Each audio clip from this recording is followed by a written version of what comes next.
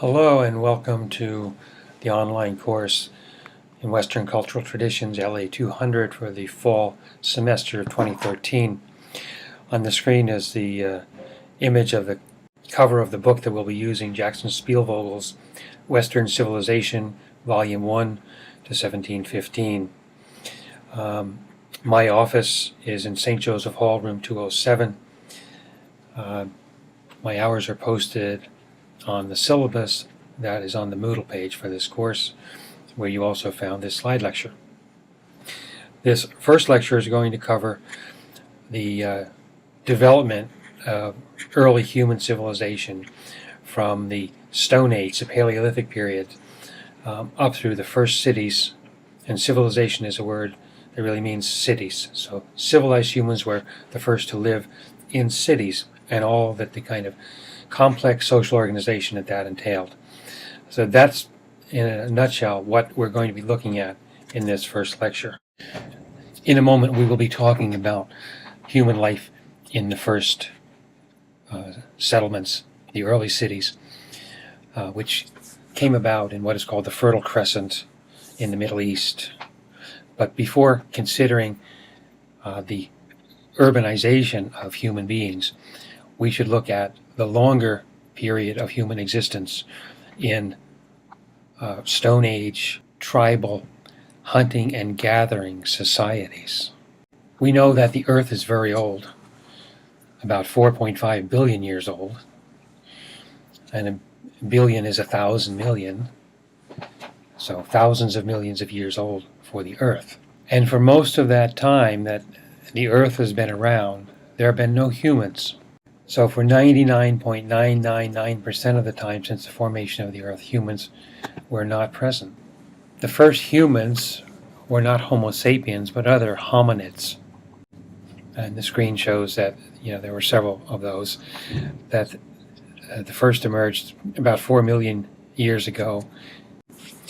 The Homo sapien, the present species, emerged about 200,000 years ago, replaced the Neanderthal people. One question that is often asked in other contexts is, what are human beings like? What were they like in their pre-civilized existence? Were they violent? Did they live animal-like existences? And for much of human history, nomadic tribal groups were very small, maybe 2 or 3 dozen persons living together. This was a primitive kind of society. They owned almost no personal property. A stone axe, knife and arrowheads and arrows made out of stone, flint, and wood. Some of them had earthen jugs and pots to carry food and water, to store them, protect them against being eaten by rats and so on. But tribal societies were not really the brutish, animal-like forms of existence that maybe Thomas Hobbes, the 17th century political philosopher from England, said it was. He said life in the primitive society, what he called the state of nature, was nasty, brutish, and short. It might have been fairly short. They lacked, contemporary medical skills and so on. But the society was organized more like a family than other kinds of civil societies today. And families are fairly close-knit, and they look out for one another. Families are not generally characterized by struggles for power. They're more simple than that. There's an accepted order of things that is really not challenged very much. And that's how life was like within a tribal society of hunting and gathering peoples. However, their kinship regard for others in the tribe did not extend to people outside their own tribe. So people in the early hunting and gathering societies really did not have the sense of universal humanity. They saw other tribes as the way they saw animals, something other than themselves, something different, and not deserving particularly of any kind of respect, the way we look at people around the world and say we might be different than they are, have different cultures, but we recognize their common humanity. Some other things to consider. People who lived in pre-civilized tribal societies didn't have anxieties about wealth. Everybody was roughly equal in their possessions. And there was no such thing as wealth in our modern sense, so no rich tribal members and poor tribal members. As extended families, essentially, everybody was pretty much the same. Another thing is they didn't have to get up and work hard every day. And so this uncivilized, pre-civilized existence was really one of very much leisure time. It might take an hour or two to gather food for the day, and a hunting party might take a couple of days' journey with men working together, going out and hunting, and then staying overnight and traveling back to the village. But that's hardly labor in the sense of our contemporary notion of people who have to work a 9-to-5 job or punch a clock and work the midnight shift, things like that.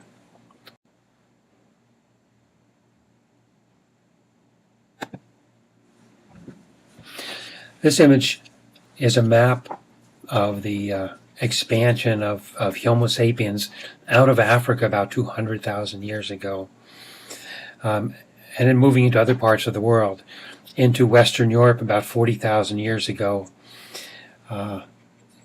down through Asia and into Australia about 50,000 years ago, and up across northeastern Asia, through what is Russia today, across the Bering Strait into what is today Alaska, and into North America about 12,000 years ago. Some of the interesting points to mention about Paleolithic people of the Stone Age, is that the division of labor between men and women emerged at this time, with women being more responsible for knowing about plants and gathering grains and fruits and nuts and so on, and that men worked cooperatively to hunt together about 500,000 BC, about 500,000 years ago. Hominids discovered fire, and that certainly gave them an advantage for survival. Some artwork from that period survives in the cave paintings. Excuse me, this is a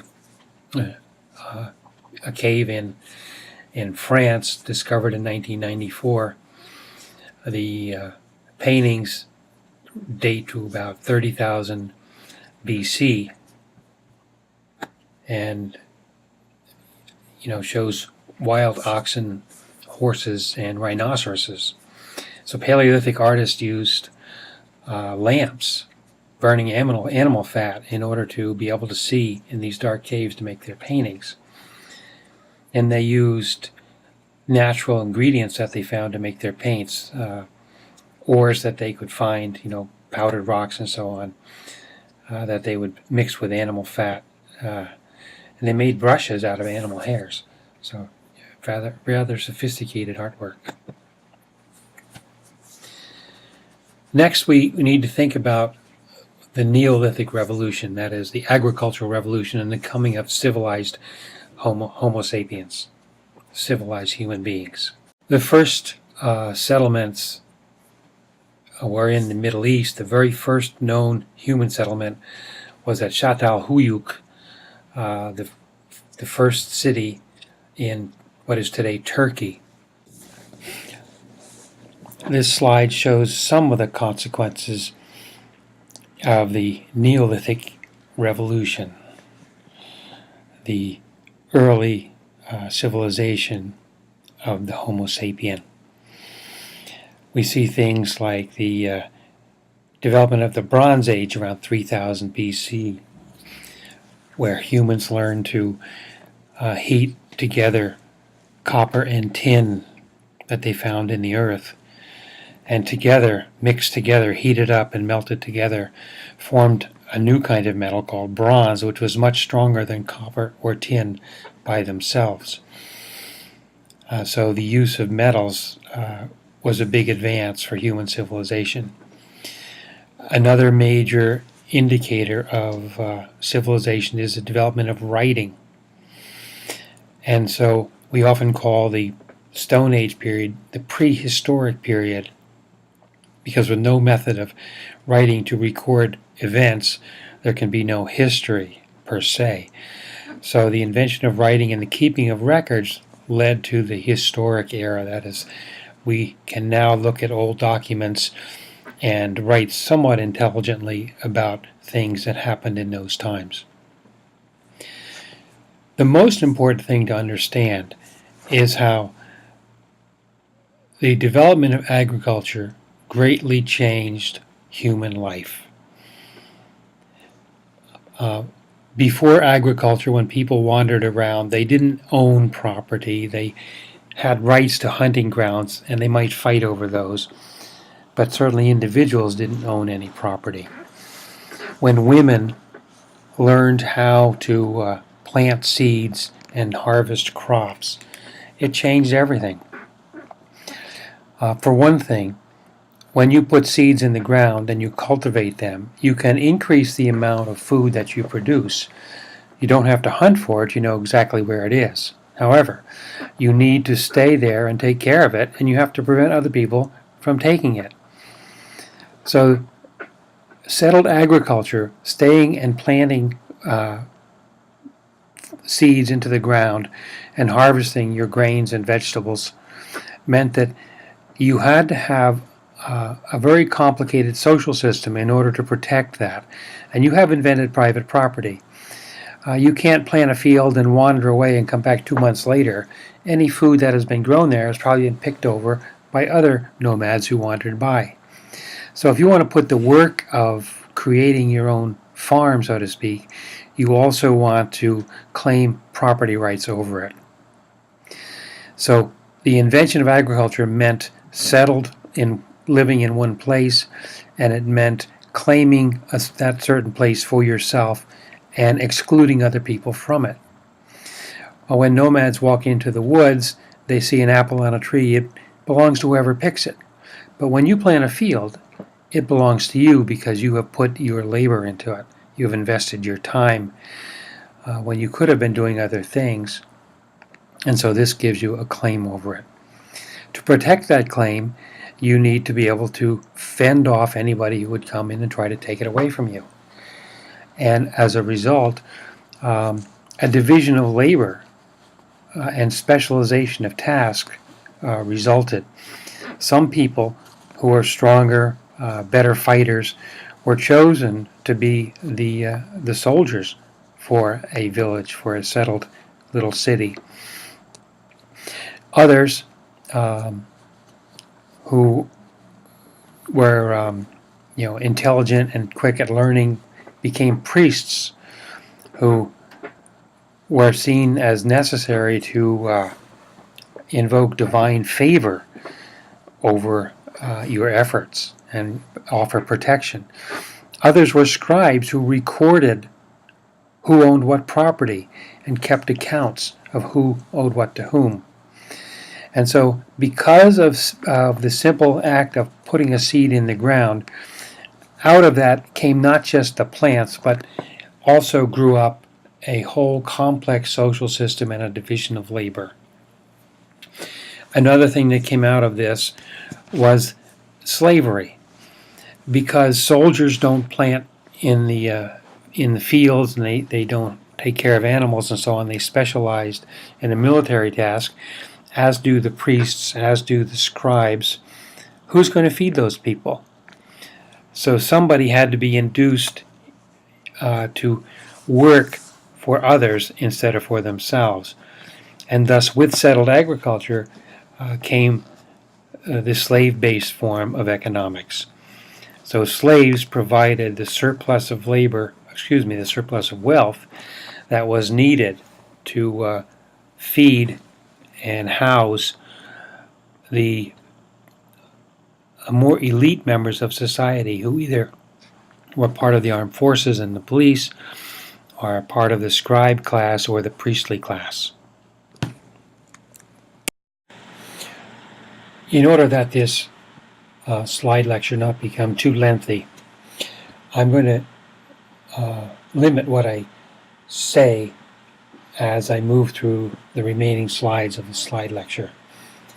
I will comment on those slides that seem to require more than just what is shown on the screen.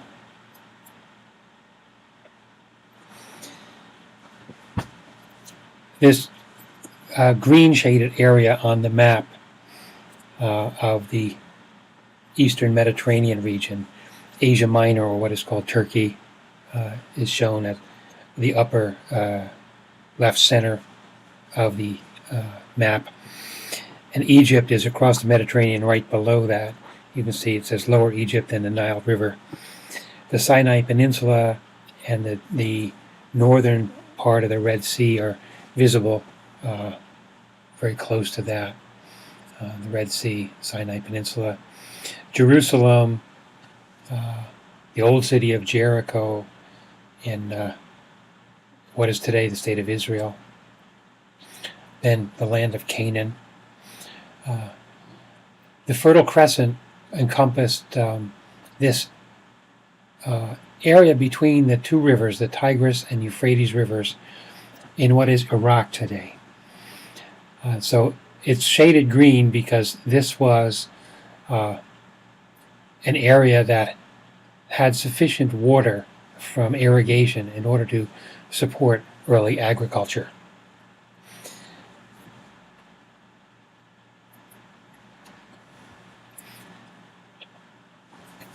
This first major city-state in Iraq was Sumer, in southern Iraq, close to the Persian Gulf. And Sumer was founded around 3000 BC, it's about 5,000 years ago. The priestly class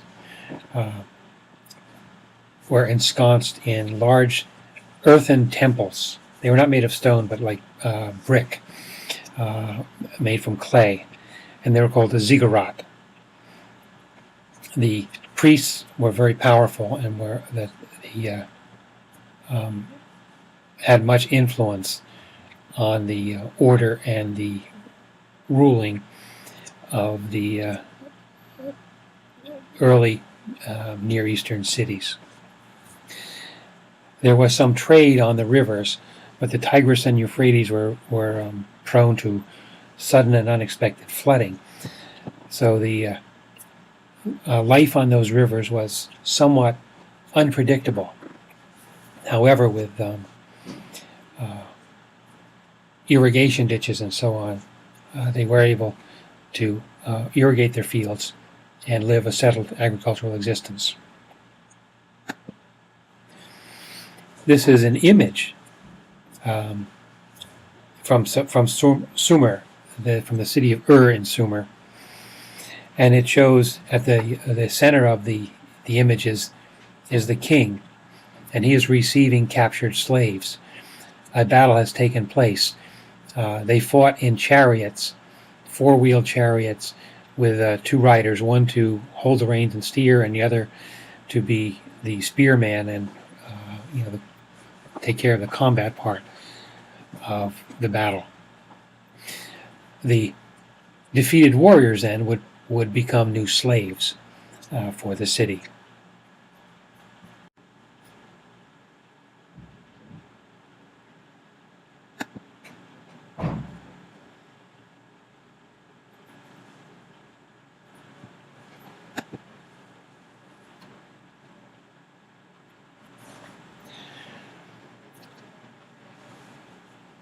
An example of early law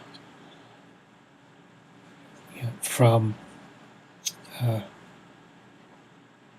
this first period of civilization was from the king Hammurabi in Lower Mesopotamia.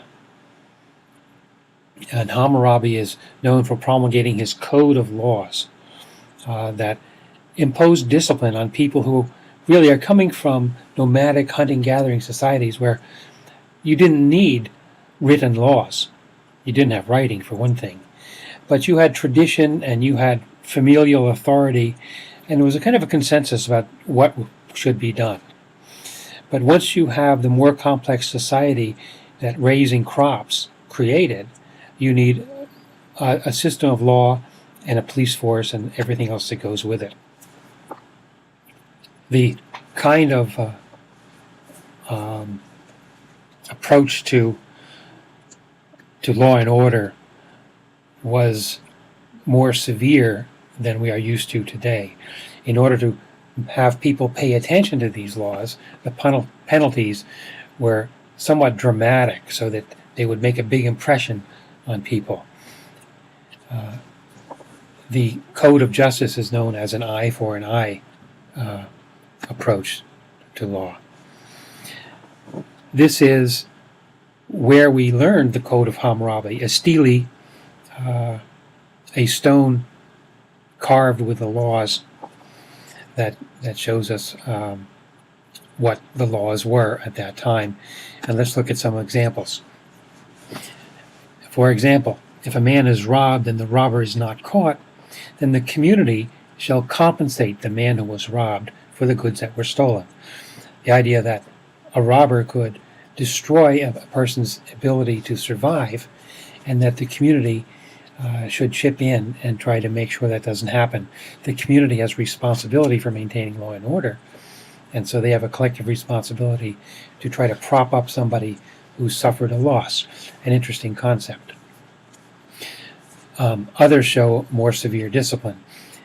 If a son strikes his father, his hand shall be cut off. If a man put out the eye of another man, his eye shall be put out.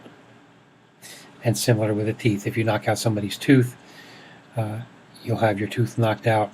If you break another person's bones, then your bones will be broken. If someone steals property that belongs to the temple or to the court, that is to the king, he shall be put to death. And the person who receives the stolen goods will also be put to death. If you can't pay a debt and you sell yourself or your children into forced labor, work for 3 years in the house of the person who bought you, and the 4th year set free. If you're a builder and you build a house for someone and you don't build it properly and it collapses and kills the owner, then you, the builder, shall be put to death. Rather harsh and draconian kind of laws that showed people that they were to be taken seriously. I have a little bit more to say in this slide lecture. Probably I will not comment on a number of the slides that remain in this show. But let me say something about the contrasting cultures of Mesopotamia and Egypt. Both of these kingdoms, these early civilizations, is probably a better way of saying it, were dependent upon the river to provide life. The river provided the water that enabled the crops to grow, which was the key to the development of these early cities. In Mesopotamia, the river was very different from the river in Egypt. In Egypt, the river flooded predictably every year, so predictable that the pharaoh could go down to the riverbank and command the river to rise, and the following day it would do so. It rose like clockwork. Not so in Mesopotamia. In Mesopotamia, the rivers were prone to sudden, violent flooding. Sudden rains could push the rivers over their bank and flooded the cities. So while the rivers gave life, they also threatened life. Another way they made life hard for the Mesopotamians was that these rivers provided avenues of attack for people in the surrounding areas. They just get in their ships and the warriors would float into Mesopotamian cities and disembark and attack. Egypt's river was not like that. Egypt had, its civilization was a ribbon of civilization along the river, and then just out a mile or so away from the river was desert.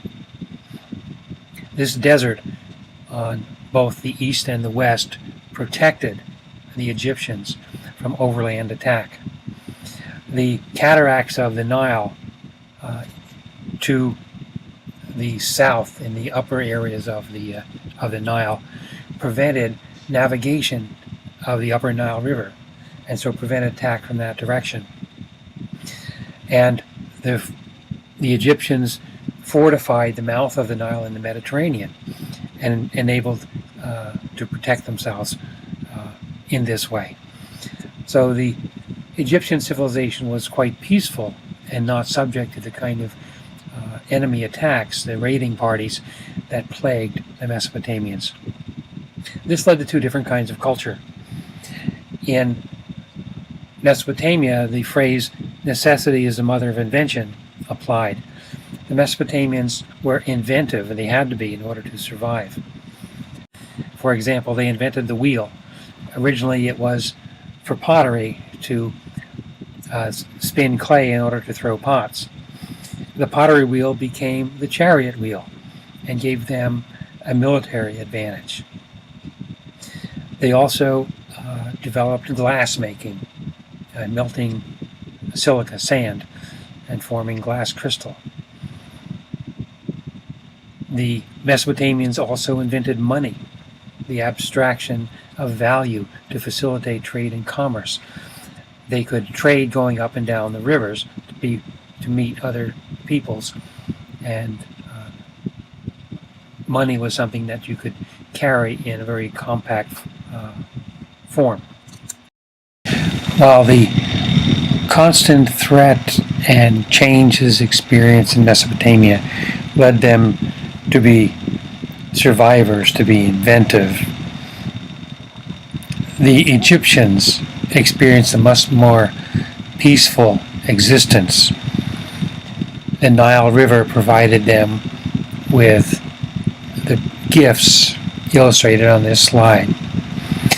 The annual predictable flooding provided them with a very fertile, renewed farmland, which led to a food surplus, not to famine, but to enough food for everybody.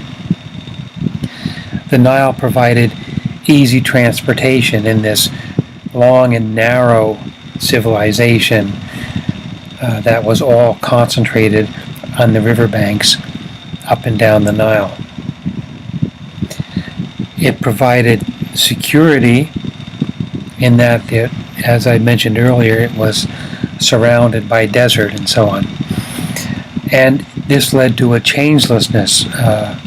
Things changed very, very slowly in Egypt because there was no need to change. Change usually comes, as in Mesopotamia, as a result of a threat. The absence of threats led to a long, stable civilization. The end of the Egyptian civilization eventually came with the development of the powerful empires under Alexander the Great, the Hellenistic Empire, and then following Alexander, the Roman Empire. But for several thousand years before that time, the Egyptian civilization flourished, but quietly. It's known for its art and its artistic creations. Even the pyramids would kind of fall into that category, even though they are an excellent engineering accomplishment. But they're known more for the art and beauty of their civilization, more than for their inventiveness. An illustration of the difference in the two cultures can be found in the two forms of writing that they employed. Both cultures used pictographic signs as their early forms of writing. Pictographic signs are pictures that resemble what you're trying to express in writing. For example, in this image, the picture of a bull's head when you're talking about a bull, or a picture of a bowl to, when you're talking about a bowl or something to do with food. A star, well, familiar star shape. This looks like a contemporary asterisk on the keyboard. These things look like the things that are being depicted. And so they have a concreteness and a direct reference to the real world. That makes them more primitive, more simple. A picture of what you're talking about. Egyptian writing remained pictographic. Egyptian hieroglyphics are well known, and they decorate the walls of tombs and so on. However, the Mesopotamians developed a more advanced and abstract form of writing, which enabled them to express more complicated, complex, and abstract concepts. As you can see, the cuneiform signs in the lower part of the chart don't refer to things in the real world. They're like the letters of our alphabet. We put them together in different kinds of ways to refer to some very complex ideas.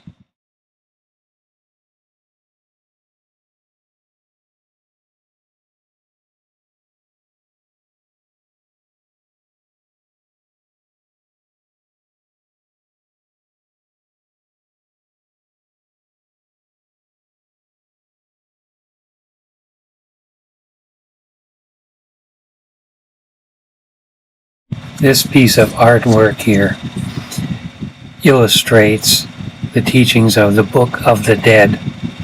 It's the weighing of the heart. On the left-hand side is a scale with balance scale, and the heart is on the left-hand side of the image, and a feather is on the right. And a pure heart is light and will balance equally with a feather.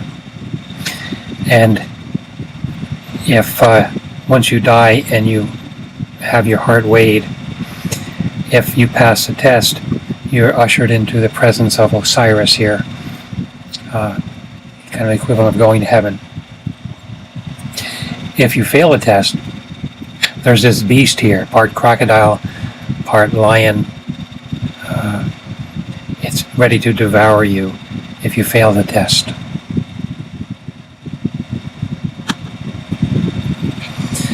This image shows the most famous of the Egyptian pyramids, the three pyramids at Giza, across the Nile River from Cairo, Egypt. The large pyramid at the back is the Great Pyramid of Khufu. In the foreground are three small pyramids, the pyramids of the pharaoh's wives. The Pyramid of Khufu is immense, covering about 13 acres. The Great Pyramid contains 2.3 million stone blocks. Each block weighs 2.5 tons. So do the math.